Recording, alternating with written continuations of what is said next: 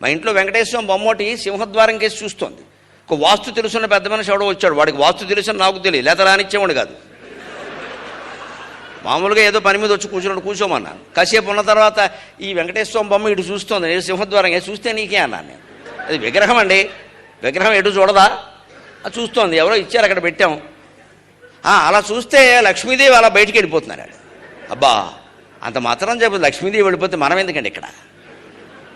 విగ్రహం బయట పెడితే ఆ చూపు చూస్తే వెళ్ళిపోతుందిట. నేను వెంటనే అన్నాను, నేను బాగానే ఉన్నానండి, 2 ఇళ్ళు కట్టుకున్నాను, సుఖంగా ఉన్నాను, నాకు 2 పిల్లలు, 2కి చెరో ఇల్లు ఇచ్చేస్తాను, నేను సుఖంగా బాగానే ఉన్నానండి, ఎదురింటి వాళ్ళు చాలా ఇబ్బంది పడుతున్నారు, నేను వెళ్ళిపోవాలని పెట్టానన్నాను. ఈ మాట మనలో చాలామందికి నచ్చదు. అదేమిటండి లక్ష్మీదేవి వెళ్ళిపోవాలమ్మా, మనకు అవసరం లేదు, వెళ్ళిపోమని చెబుతున్నాం ఏమిటట? మనకు అవసరం లేదు. అవసరం లేని డబ్బు వెళ్ళిపోవడమే మంచిది. అవసరం లేని జబ్బు వెళ్ళిపోయినట్టే అవసరం లేని డబ్బు కూడా